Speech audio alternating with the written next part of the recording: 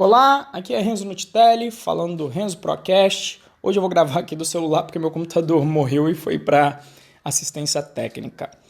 Nesse episódio, eu quero falar sobre custo de oportunidade. O custo de oportunidade é uma forma de mensurar as oportunidades que você deixa de aproveitar quando você toma uma escolha. Como muita gente diz, escolher é perder, né? Então é justamente o custo de oportunidade é medir essa perda. Quando você, por exemplo, escolhe trabalhar como um colaborador de empresa, com 40 horas semanais, 8 horas diárias, fatalmente você, no mesmo período, não vai poder prestar outro serviço, né? Você não vai conseguir trabalhar para duas empresas nesse mesmo esquema. E aí o que acontece? Quando eu tomei conhecimento desse custo de oportunidade, na realidade eu estava trabalhando numa startup. E aí eu fiquei meditando, né? Eu estava trabalhando naquela startup, era bastante tempo que eu dedicava para ela, de 50, 60 horas por semana, às vezes mais. Então, ou seja, o meu ganho por hora já era complicado por conta do número grande de horas que eu trabalhava. E como toda startup que você entra, ou pelo menos quando você entra no início, você vai trabalhar por um salário menor do que você ganharia no mercado, né? E vai receber ações da empresa como uma forma de remuneração. Então a promessa é o quê? Se a empresa der certo, a promessa é que essas ações valham bastante no futuro e aí você correu um risco, né? Porque também tem o caso delas não valerem nada, né? E aí você perdeu. Então se você tiver uma parte em salário e uma parte em ação, parte está no risco e parte não está. Então, nesse caso, calcular o custo de oportunidade para mim era relativamente simples, porque eu tenho vários amigos no mercado, eu sabia e eu testava já o mercado com outras empresas para saber o quanto eu poderia ganhar de salário. E aí, quando eu fui fazer as contas ali, eu vi que eu ia deixar assim na mesa, se eu continuasse trabalhando e evoluindo, que eu ia, deixar na mesa cerca de, 150 mil a 200 mil por ano. Mas vamos jogar para os 150 mil, né? Então, 150 mil, basicamente, se eu trabalhasse 5 anos, você ia ter aí 750 mil reais na mão. Então, o meu custo de oportunidade era de 750 mil para se eu ficasse 5 anos na empresa, né? E aí o que acontece? Quando você olha isso, você fala, bom, qual que é a minha parte de percentual aqui, né? Vamos pegar o meu salário, vamos ver quanto é que eu vou fazer com esse salário aqui que é menor, né? Então, vamos supor que fosse dar 200 mil reais, não é o número de salário eu não lembro da época, mas vamos supor que é 200 mil, então, fazendo essa diferença, você está correndo um risco aí de deixar basicamente 550 mil reais aí na mesa, cerca de R$500 mil na mesa para você correr esse risco de trabalhar numa startup. E aí o que acontece? Aí você dá uma avaliada, né? Eu avaliei, falei, olha, deixa eu ver como é que é o histórico de startups no Brasil. Porra, menos de 1% dá certo. E as que são vendidas acima de 100 milhões de reais, aí é 0,1%, são muito poucas, né? Então, quando você olha a porcentagem que você tem e uma possível venda de você estar num risco de que somente 0,1% dá certo, e você tem que ver o quanto você vai poder ganhar em cima disso. Por exemplo, os Venture Capitals, o que eles fazem? Quando eles avaliam uma startup, a ideia é que se a startup der certo, o valor que elas investiram na startup tem que voltar em pelo menos 10 vezes para eles. E aí você pode utilizar o mesmo benchmark. Se eu vou deixar 500 mil na mesa, caso a startup não der certo, que é o meu custo de oportunidade, é como se eu estivesse investindo na startup 500 mil naquele período. Então, se eu não vislumbrar ganhar pelo menos 5 milhões caso o negócio dê certo, eu estou correndo um risco absurdo. Porque eu poderia trabalhar, inclusive, bem menos na iniciativa privada, não vou nem mencionar o valor hora, poderia ir para a empresa que você consiga trabalhar ali normalmente as suas 40 horas semanais e colocar ali aquela grana no bolso sem todo o estresse que vai ter numa startup. Então, essa foi a minha primeira avaliação em contato com o custo de oportunidade que você pode utilizar. Eu tenho até um artigo, depois eu posso postar aí um link que eu tenho no blog, que eu coloquei a planilha que eu fiz essas contas, né? Se você procurar em blog www.renzo.pro.br e colocar no Google esse domínio mais participação em startup, vai ter lá todo esse meu racional e a planilha para fazer as contas, tá? Que foi justamente o que eu fiz na época. Mas enfim, além do custo de oportunidade, então, tem o que eu mencionei da minha tática de controlar o valor hora para que eu possa, com os clientes do futuro, né, com outros clientes, e cada vez testando maiores valores hora. E por que eu estou chegando nesse assunto? Porque muitas vezes a gente faz um paralelo no processo de desenvolvimento de software com o processo industrial. E no processo industrial existe um troço que se chama economia de escala. Economia de escala é o seguinte: o custo por unidade de produto que você produz, ele cai quanto mais produto você venha a produzir. Então é uma economia do custo por unidade que você vai ter. E aí o que acontece? Sabendo disso, né, quando um cliente vai em geral negociar com uma indústria, ele tem, inclusive no comércio, né? Olha, vamos fechar o pacote inteiro aqui, vamos fechar tudo e aí eu vou pagar com 30% de desconto. Né?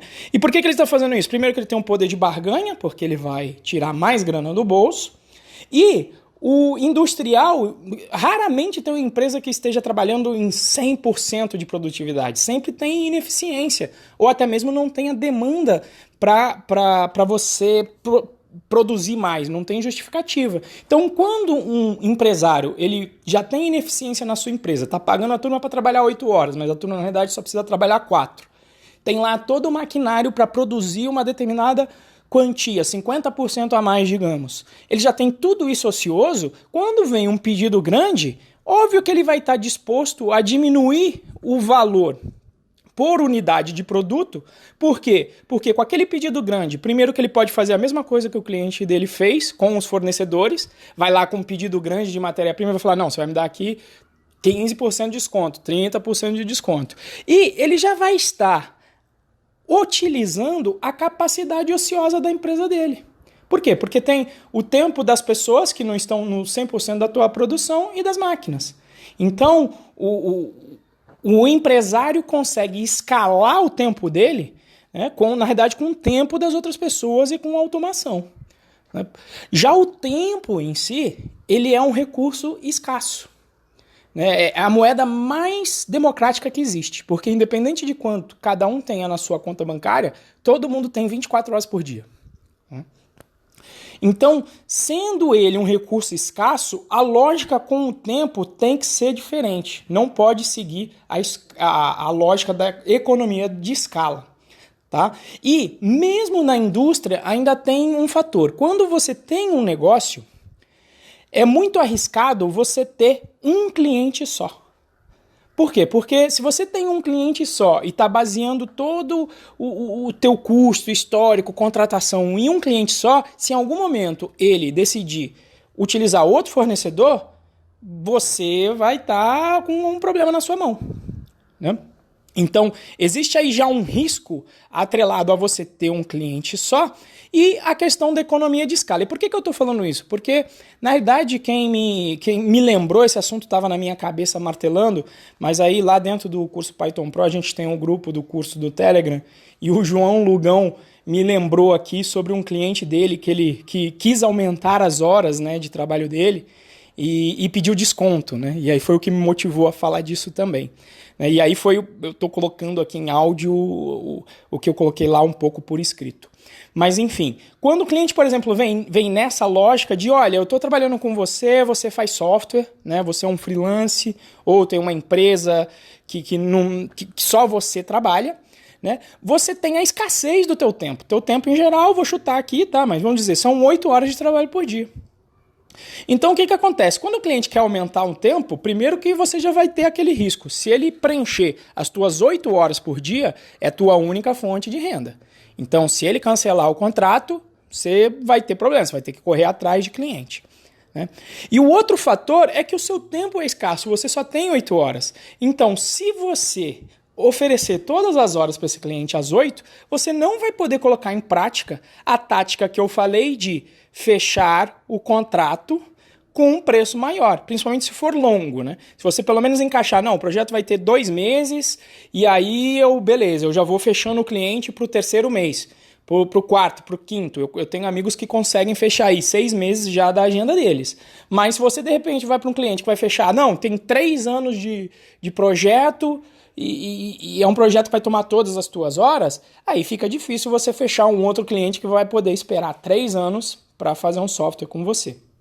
Né? E aí, nesse caso, quando ele ocupa as tuas horas, como eu falei, você tem um risco de um cliente só, mas você também não vai poder colocar em prática a cobrança em si de outros clientes. Então existe aí um custo de oportunidade, que é o custo de você não poder aumentar a sua hora-aula.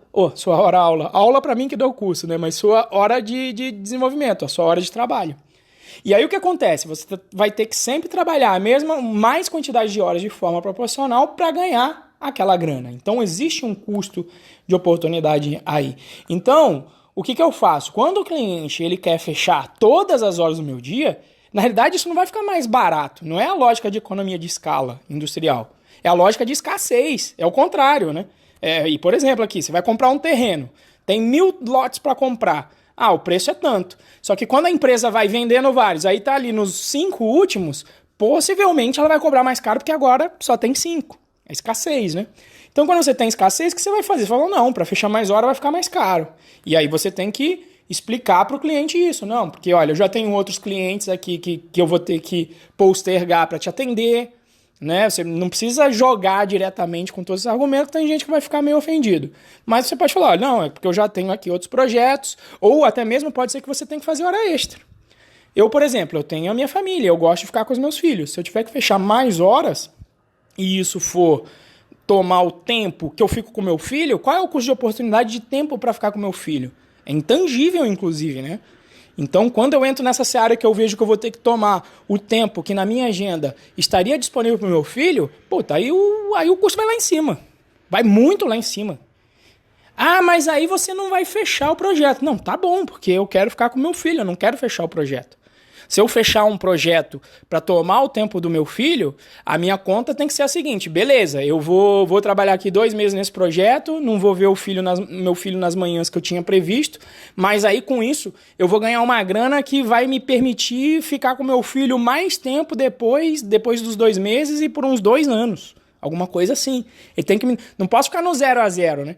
Se chegar depois e eu continuo com o meu mesmo colchão financeiro, né, com o mesmo tempo para ficar com meu filho e aquele esforço não me trouxe nenhum benefício real, né, eu troquei só 6 por meia dúzia, aí não vai funcionar. Obviamente que quando a conta tá batendo e a água tá batendo na bunda, você tem que fazer o que precisa ser feito, né? Mas aqui a gente já tá no ponto, se você ouviu aí os episódios anteriores, né, você tá com um colchão financeiro, você já tá preparado, você já economiza, você já tem controle dos seus custos e assim por diante.